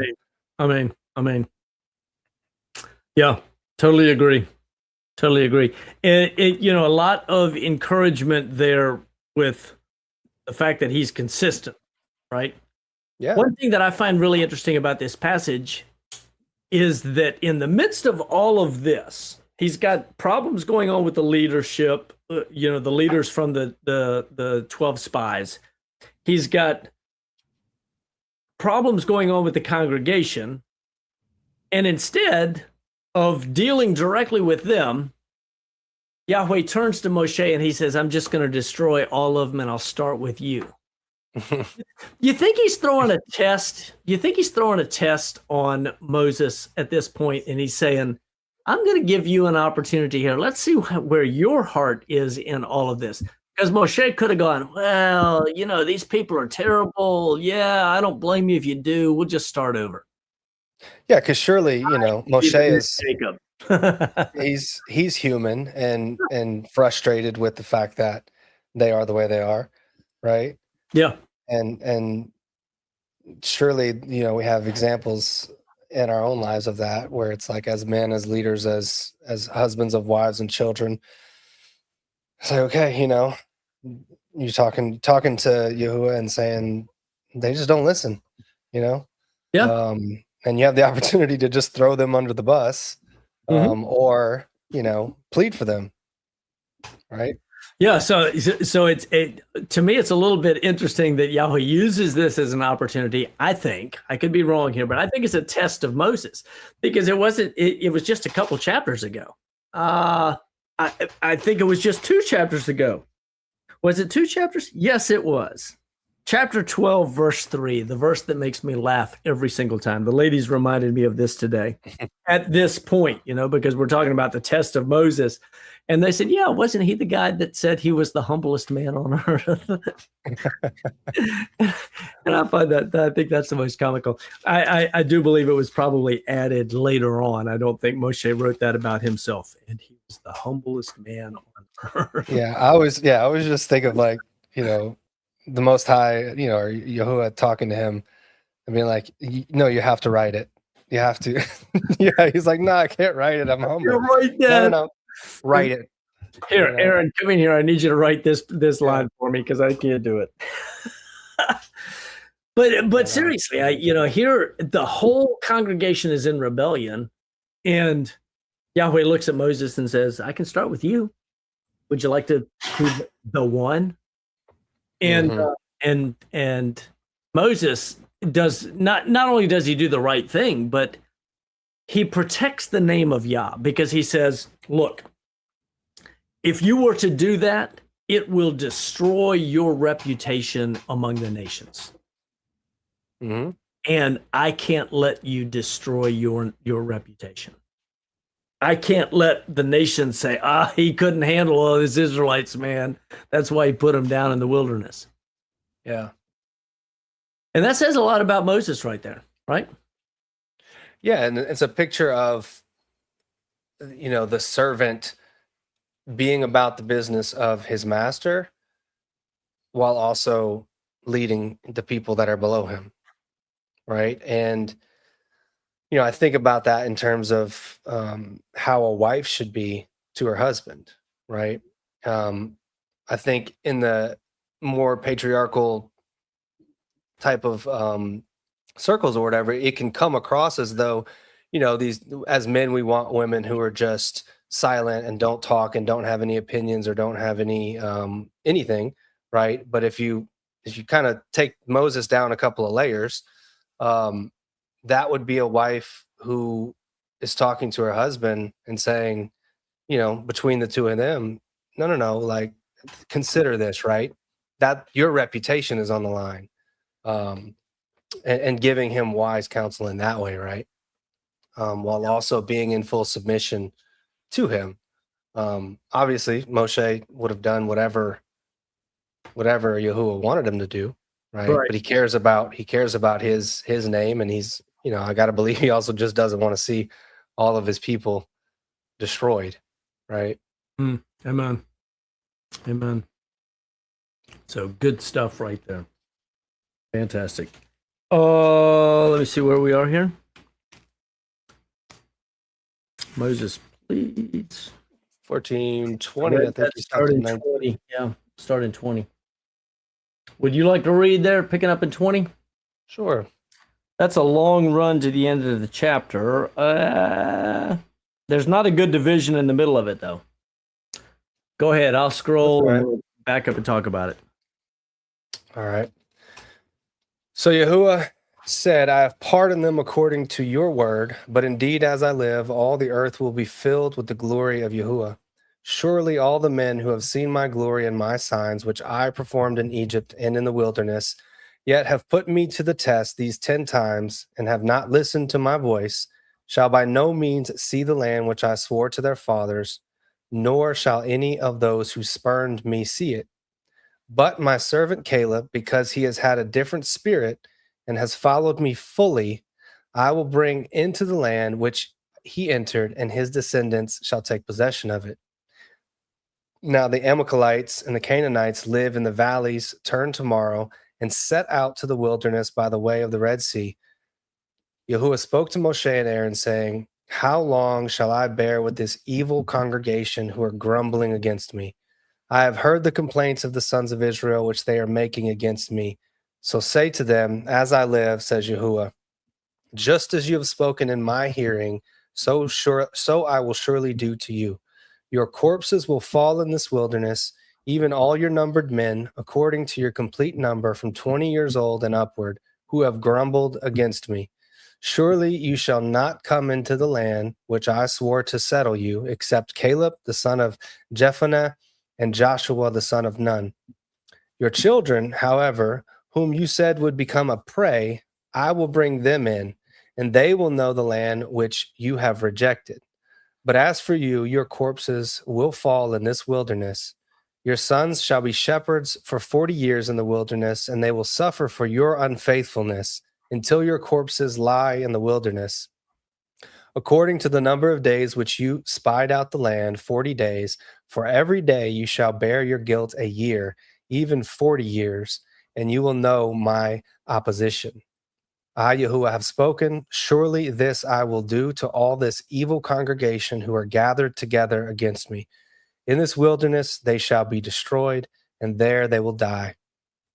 As for the men whom Moshe sent to spy out the land and who returned and made all the congregation grumble against him by bringing out a bad report concerning the land, even those men who brought out the very bad report of the land died by a plague before Yahuwah. But Joshua the son of Nun and Caleb the son of Jephunneh remained alive out of those men who went to spy out the land. Right. And when, Yep. you want me to stop there? Yeah, that's the next break in this particular translation. Mm-hmm. Yeah. So what stuck out to me, yeah, is verse 24. But my servant Caleb, because he had a different spirit and followed me fully, not half-heartedly, not 90%, not fully, right? I will bring into this land. And there's some debate about the name there, Kalev. If we go with just the letters, it's either Kol Lev, meaning all heart, or Kalev, meaning dog. Which it's interesting. Also, a dog is just right. It's all heart, but Caleb also, I think, was a Kenite, which may or may not have come directly from Judah. They may have been, what in the military would call strap hangers. This is like jumping on. He was a leader in Judah who may have been an alien or sojourner. May have been an alien or sojourner. I think some believe that he was. Where there are a number of other prophets. I look, for example, at Elijah, and it says he was a Tishbite of Gilead, but that doesn't really tell us. We don't know anything about his lineage, none whatsoever. Just that here he is, suddenly this guy that goes into Ahab and said, it's not going to rain till I say it does.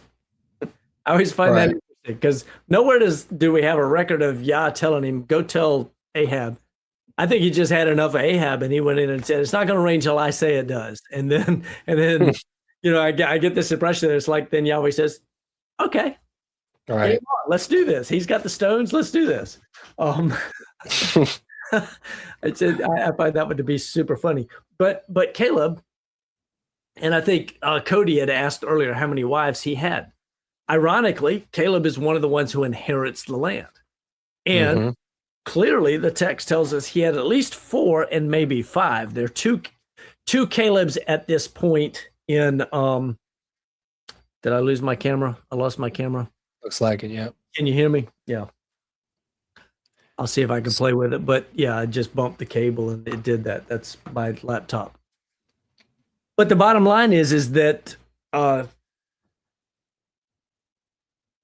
Caleb was committed, and he was going all in and standing with the Father no matter what. And he's one of the 2 that inherited the land. And he's also clearly listed in the genealogies of possibly in either Joshua or Judges, but also a genealogy in Chronicles that tells us that he was that he had more than one wife, either 4 or 5. There are 2 Caleb's listed. But that polygyny will keep you out of the land. Yeah, right. Yeah, the other thing that sticks out to me is the men obviously and their children, and obviously by consequence their wives suffering because of their weakness, right? And to a degree, Yahuwah saying, in verse 31, he says, "Your children, however, whom you said would become prey," it's kind of like, I'm gonna I'm gonna punish you, but I'm also not gonna do it so long that I'm gonna let what you said happen, right? I'm gonna make sure the children you said were gonna be prey don't actually become that, but you're not gonna get in. And so as men, like, how do we practically apply this to our life? How much are we operating in that fear and that weakness? And are our families suffering temporal consequences in the meantime because of that? Because there's going to be consequences. And maybe your children, maybe our children after us, if we're just going to be rebellious and not listen to them and do the thing, it's going to be the same. It's going to be the same outcome. So it's of the utmost importance for us as men to be walking in obedience to the Most High, so that we're not suffering, and as a result, our women and children are not suffering needlessly either. So it looks like we lost Brother Pete there for a minute, and it looks like he's back. His camera's still not back. Yeah, I could still hear you. I was trying to get something straightened out here, and it's not behaving. It's not helping me out. But anyway, yeah, but we can continue as long as you can hear me. We're good. Yeah, I can hear you loud and clear. So I don't know if you caught what I just said, No, but I heard all of it. okay. And what we're going to see a little bit further on is that the women and children will suffer somewhat out of this, although ultimately the promise for falling in the wilderness is to the men, right? It's very clear when we come down here. What verse was it? It says, "Your corpses, as I live, just as you have spoken in my hearing, your corpses will fall, even all your numbered men." The judgment falls on the men, right? And it does qualify it with those who grumbled against me, but it sounds like the vast majority did, right? Mm-hmm. But it says your women and your children are going to see the kingdom, or they're going to see the land. And so my speculation, a particular connection to Isaiah chapter 3 and chapter 4. If you read to the end of Isaiah chapter 3, there's judgment that the men have, but there is there's judgment on the women, the scabs and the hair and the whatever, all of that stuff that's listed in the latter part of Isaiah 3. But if you go to the end of the chapter, it specifically said men die by the sword. So the judgment for the men is death. The judgment for the women is they're going to be separated from their men, and then they're going to have to, we see in Isaiah 4, the restoration is that they come under the headship of a righteous man, which seems to be what happened in the wilderness, and that's probably how Caleb picked up additional wives as well as other righteous men, it would appear, right? Right. Yeah. Yeah. Now in verse 33, it does say, though, your sons will be shepherds for 40 years in the wilderness and will suffer or bear your unfaithfulness until your corpses lie in the wilderness. So, there was unnecessary suffering for quite a while for their sons because of their unfaithfulness, right? So how much are we as men, if our families are suffering things that they shouldn't be, the cause of that in our unfaithfulness? Yeah. a quick note for the comment section. There's a discussion between Revolting Man and Palmetto Paratrooper about how in the world are they streaming this thing vertical and horizontal at the same time. It's one of the luxuries of StreamYard, using a program here that streams it in both, I guess, both ways, so that people who maybe are driving or don't watch, just listen, right? Mhm. But for people who have their phones in some other application in a vertical manner, can watch the vertical versus the horizontal, and that's an option. So, yes. So it's Yeah, so that does yeah. that causes a little bit of confusion in the comments section because different channels don't. Obviously, if somebody makes we see all the comments. So if someone comments from Facebook, we see that, or if someone comments from the vertical YouTube version, we see that. But not everybody else is going to see that in the live chat. Yeah, so for y'all out there, you can't see how many are in the live because you see how many are on your particular platform. But right now we've got about 45. It's been up around 50 or 45 doing the live, so on and so forth. We've got some on Facebook and some. So it's cool. It's a nice streaming option that allows the ability to use or stream to multiple platforms simultaneously as well. So it's pretty cool. All right. So the judgment that happens here falls on the men. And there are too many times that, and this goes back to something that we were talking about before, Brother Bible.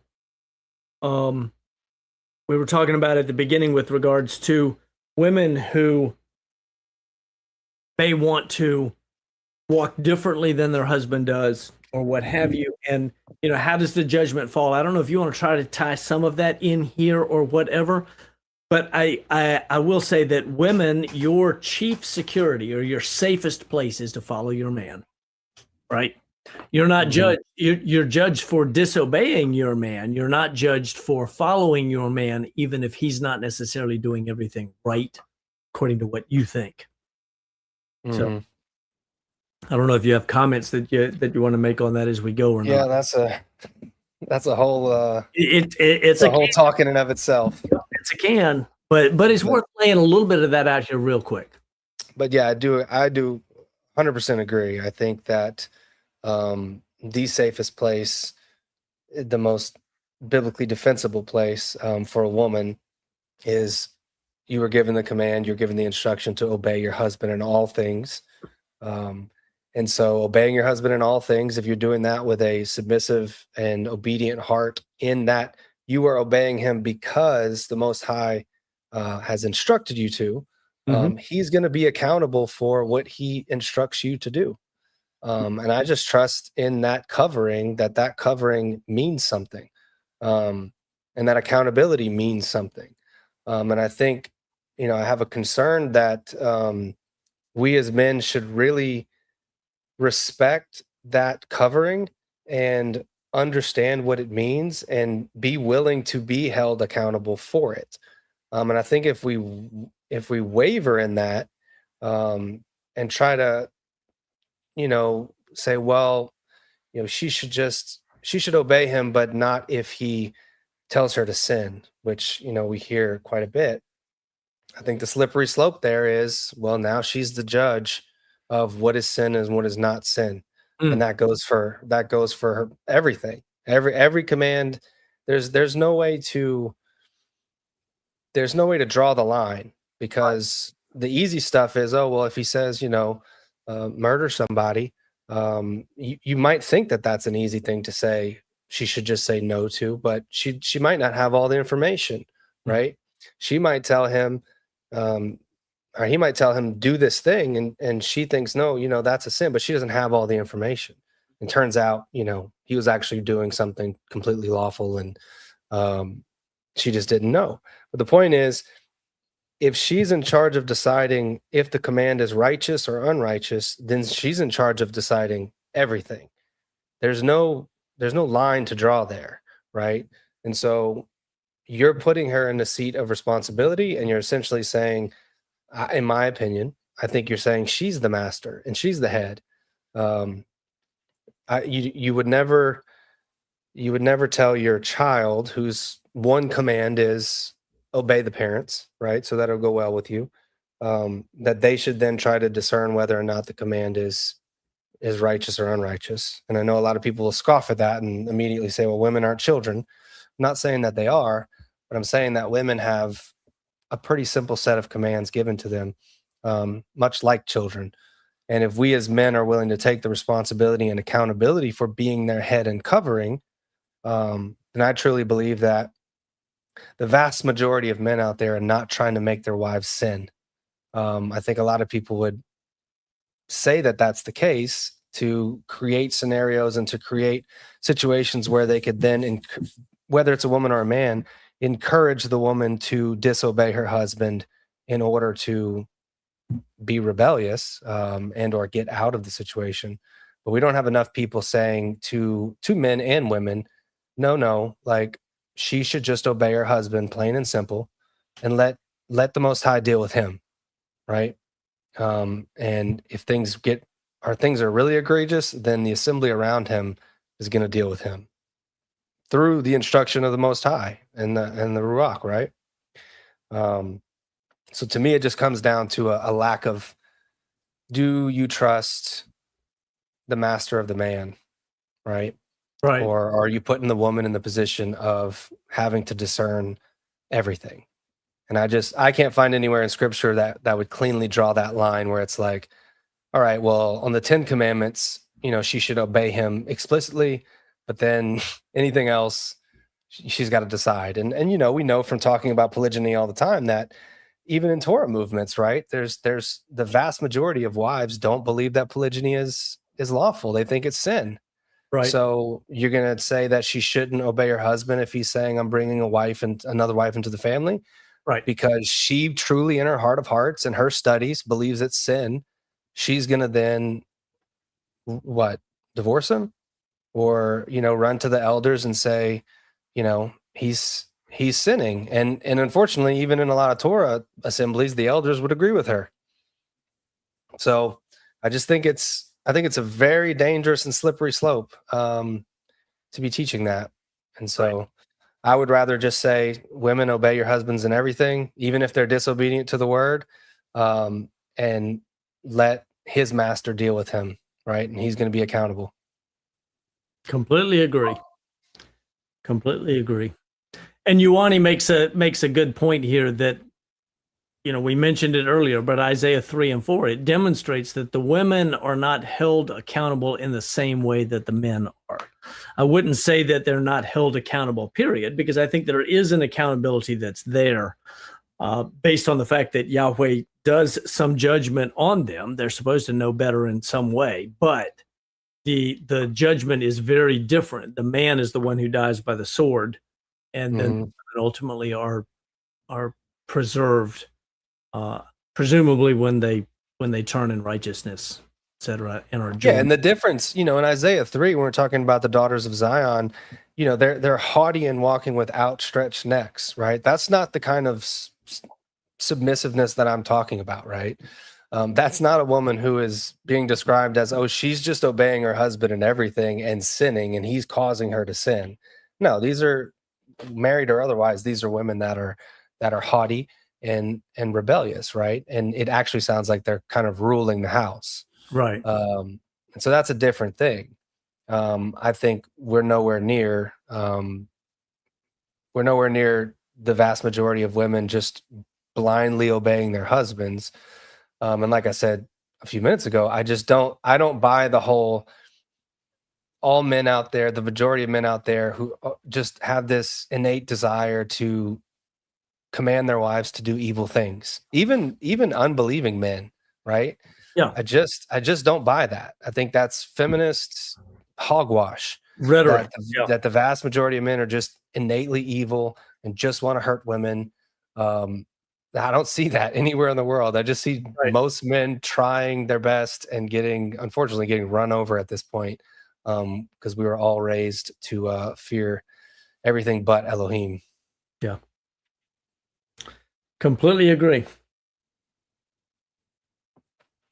But who does he preserve? He preserves the wives and the children, the sons. They're going to have to grow up. They're going to have to learn. But but they ultimately will grow into leadership where they're willing to trust Yah and walk in his ways. Something that's interesting about this passage, though, is that the men, the leaders, we talked about them at the very beginning. I would say that they're at least a form of elder. They're the chief warrior, the ones that are selected from each tribe to go spy out the land. They're not weak and incapable. Mm-hmm. So at the very least at the very least, I think, are functioning sort of in a role as elder, if not as elders. Right. But the men whom Moshe sent to spy out the land and who returned and made all the congregation grumble against him by bringing out a bad report, those men who brought out the bad report of the land died by a plague before Yahweh. They didn't even make it into the next 38 years. Right. Right. So the men who were judged for the next 40 years they died off over an extended period of time. But these men, they died right here. Period. End. Done. Right. You're gonna come back with a bad report and you're gonna try to lead people back to Mitzrayim. I'm done with you. Yeah. Your term of leadership and your recognition is over right here. Mm-hmm. And this should serve as a huge warning to Torah teachers, to pastors, to those in leadership positions, because we hear all the time the verses from the New Testament. Do you not know that you who are teachers will be judged with a harsher judgment, or something like that? It's Paul says it. Mm-hmm. I think it's Paul that says that. And this is an example right here. They mislead the people. They try to lead them back to Mitzrayim, and Yahweh says, toast, done. You die right here. Mm-hmm. It was James 3:1. James. Yeah, that's right. You are correct. Yaakov.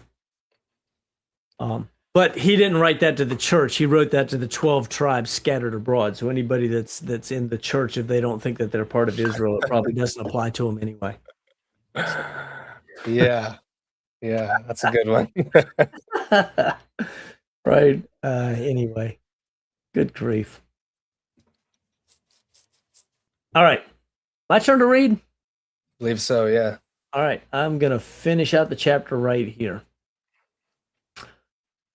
When Moshe spoke these words to Bnei Israel, the people mourned greatly. In the morning, however, they rose up early and went up to the ridge of the hill country, saying, "Here we are. We have indeed sinned, but we will go up to the place which Yahweh has promised." But Moshe said, "Why then are you transgressing the commandment of Yahweh when it will not succeed? Do not go up, or you will be struck down before your enemies, for Yahweh is not among you. For the Amalekim and the Canaanite will be there in front of you, and you will fall by the sword, inasmuch as you have turned back from following Yahweh, and Yahweh will not be with you." But they went up heedlessly to the ridge of the hill country. Neither the ark of the covenant of Yahweh nor Moshe left the camp. Then the Amaleki and the Canaanite who lived in that hill country came down and struck them and beat them down as far as Horn. They just won't learn. I'm thinking as you're reading this, I'm like, was this just thinking like, you know what, we'll give it our best shot because 40 years sounds pretty awful. We're gonna die anyway, so we're just gonna send it. Get it over with. Yeah. Yeah, they don't seem to learn. It just are we that way? Am I that way? Mm-hmm. When Yahweh says, and this is, it's easy to look at Israel and go, oh yeah, those Israelites, man, they were terrible, right? It's easy to do that. Mm-hmm. But what we need to do is we need to go look in the mirror and say, am I this way? Does he say do this and I don't? Does he say do that and I don't? Right? Or don't do that and I do? This kind of thing. Yeah. And that's really what we've got to do. Yeah, and is that a product of in my estimation or my belief, the false teaching that the church is separate from Israel, right? And so you read back through Israel growing up in the church and you look at them as a separate people than you, right? And so it's easier to say, oh, well, those just stiff-necked Israelites, right? We're different. Yeah. Versus, if you understand that you're either, in my belief, you're either probably one of the the lost sheep being gathered back, or you're a sojourner who's choosing to be in covenant and go along with them. Either way, like, you'd be identifying them as your people, right? And so Right. you'd be more inclined to think, hold up, my people have been doing this forever, right? Is this what we're doing today? Does that Mm. make sense? Yeah. No, that's yeah. Oh, yeah. We really have to weigh carefully, where are we, and are we leading our families in the direction Yahweh says to go, or are we leading them in middle ground, saying, yeah, he says these things and I believe those things, but I don't believe these things over here. That's really, I think, where a lot of these guys were when they got judged. Yeah. And ultimately they said, Egypt might be easier. Let's go back and do the Egypt tour because that was a lot more fun. Or whatever. Yeah. Well, Egypt is it, even though it may have not been necessarily comfortable, there was comfort in knowing you knew what to expect, right? Familiarity. And this new thing is a whole different ball game, right? It's scary. And so, yeah, there's a lot of drive to just return to what is familiar, even if it's not ideal, right? Because the unknown could be worse. You never know. And so if you're not just walking in complete trust to whatever the circumstances may be that he puts us in, and in this case, he's promising them, you know, amazing things. They just don't believe. But they got to go through some things to get there, right? Right.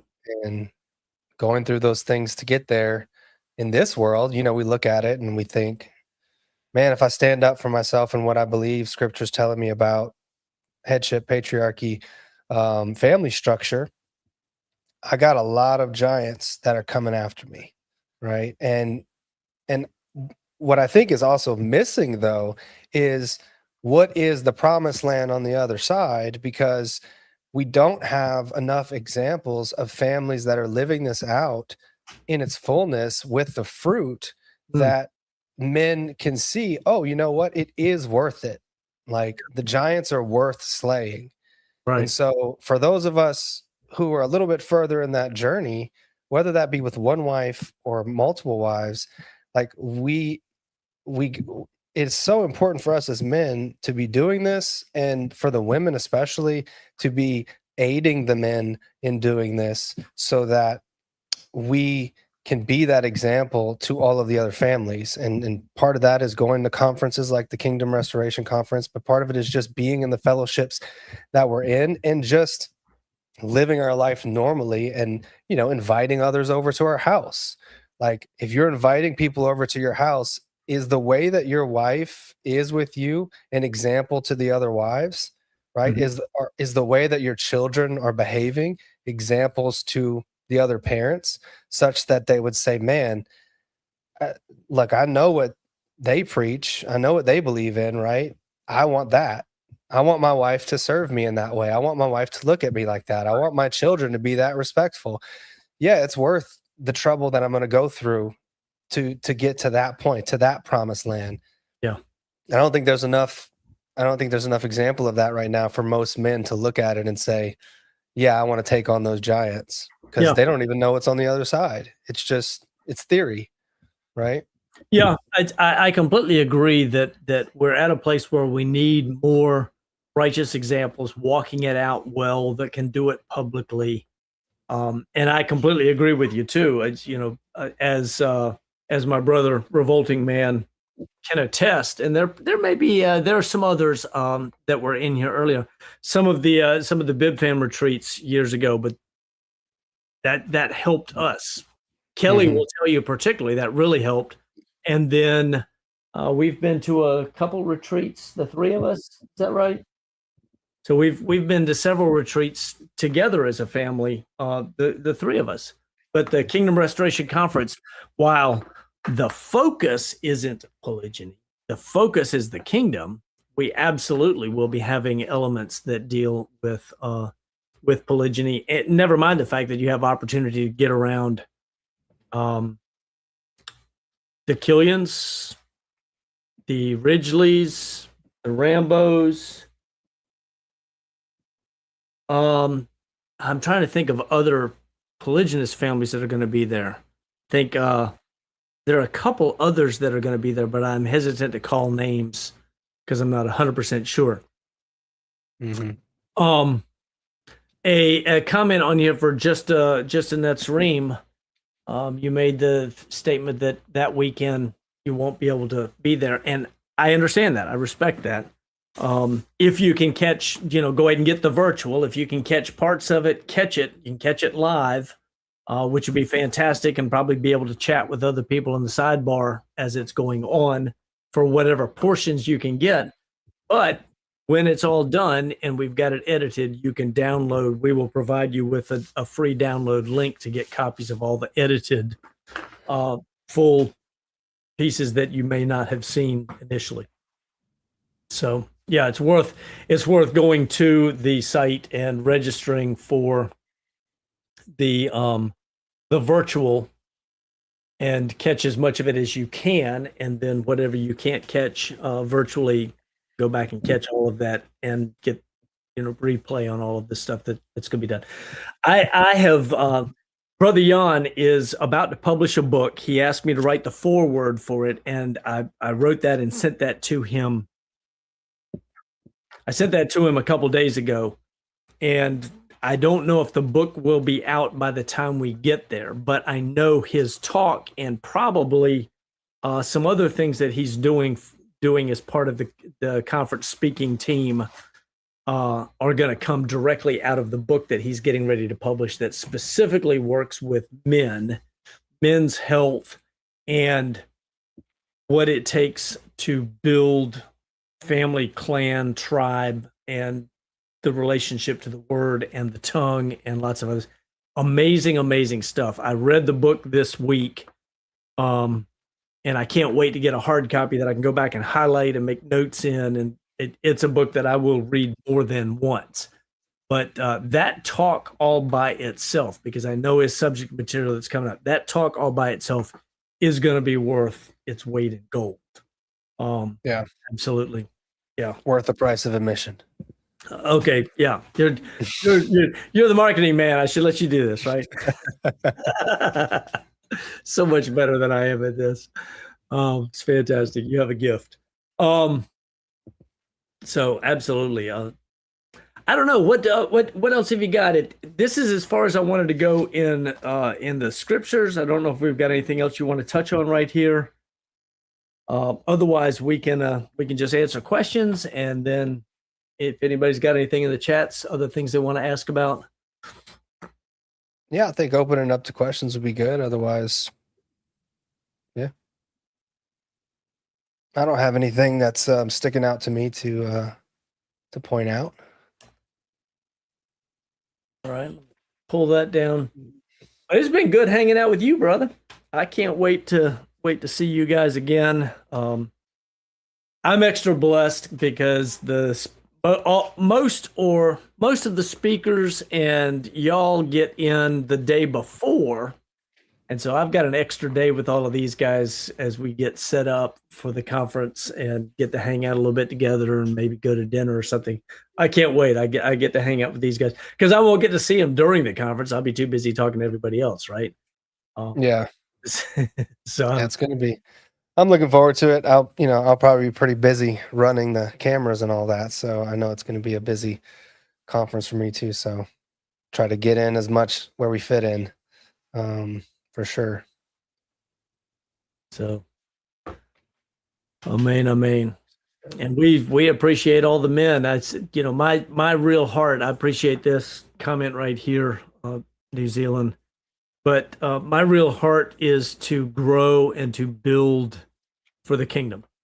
Most people here, if you've ever received one of my books that I've signed, or you've received any correspondence from me, I usually have Isaiah 58:12 in there. You shall be called repairers of the breach, restorers of the streets on which to dwell. And that's a portion of that verse. But the fact is, who do you want to be? And for me, and I know for my brother Bible marriages, we desire to be men who ultimately in the kingdom, there are those who look and say, hey, there goes one of the guys that helped to rebuild the kingdom, right? Mm-hmm. And I believe that's a real calling. I believe that's a real thing. In the same way, there will be awards in the kingdom. There will be people who wear crowns of different sort, right? The crown of life, the crown of, and I think martyrs and different ones have different callings that will be reflected in who they are in the kingdom. And I don't think that we'll walk in a room and say, who's that guy over there? We'll be able to look and go, that's Abraham. There's Jacob. But I think there are other people along the way that we'll be able to look and say, that's so-and-so, and I know they were called to do such and such, and they were part of the kingdom and did their job. Right. And I think you and I share this passion for restoring the kingdom, putting this thing, building the pieces, building the foundation, and waiting on the Father to Mashiach to put it together. Yeah, I'm so weary of this wicked world that we exist in, and just Me both. the more that I throw myself into the Torah and his ways, and just learning, all about his justice system and how everything works, the more, and having gone through plenty of the injustice system that we have, at least here in America. Yeah, I just long for the kingdom. I long for his ways, and him reigning and ruling, and right ruling and actual justice. And so whatever part I can play in speeding that up or helping that out, sign me up, send me. So I appreciate you, brother. Seeing no questions in here, I'll just say thank you so much. And it has been a great evening. Guys, we'd love to see you at the conference. Come to the conference. Or get on the virtual, and at some point, I'm confident that we'll have a chance to get in front of the camera and talk directly to the virtual crowd, as well as interact, throughout the conference in the chats and that sort of thing. But you definitely want to be part of this thing coming up. So, thank you. And don't if you definitely know that you're not gonna be able to make it, don't wait on getting the virtual signed up. There is a lot of cost associated with putting this thing together. And so it helps us tremendously in budgeting and just being able to get the gear that we need and all of that to kind of know where we are in order to put this thing together. So, don't wait until the last minute. We'd really appreciate it if you're definitely going to do the virtual, to just get it done as soon as you can. Amen. I really appreciate that. Thank you. And talking about gear that we need, you mentioned something the other day to me, and we need to talk about a switcher. Yeah, So, I've been doing some more research and talked to a buddy of mine, so we'll get together offline on that and make some final decisions. Yeah, let me know, and we'll get that ordered up and figure out what we got to do to get it. So I'm excited. I am really, really excited about this thing. It's going to be fantastic. Sometimes I can't sleep at night because I'm thinking about details. Yeah, I'm wearing my right Kingdom Restoration Conference T-shirt. So nice. Yep. Very cool. Very excited. Well, I appreciated this. Thanks for hitting me up at the last minute for this one. I appreciate it. Oh man, I had a great time. Blessings to you. And shalom to Brazil. You were probably watching the World Cup earlier today. And I don't know, what was the final on that? 1-1. The Brazil Morocco wound up 1-1, I guess. So nice. So anyway, yeah. paying attention a little bit to soccer around here, but not much. It's not enough time for it, but yeah, it's kind of fun to watch. So You mean football? yeah, football, football, Oh. football, Football. football. Nice. Yep. So that's when you speak Portuguese, it's football, and then you got to talk about Ronaldo and Ronaldinho and Pele and who are some of the other greats. Neymar. Yep. And I was told today, no, you can't talk about Maradona. Right? No. He's Argentinian, arch enemy of Brazil. So I was given a lesson on Portuguese or Brazilian football etiquette. Nice. So it's fun. We had a great time. All right, guys. Love y'all. Look forward to seeing you at the conference. Blessings and peace to you so much. Shalom, shalom. Y'all have a great evening.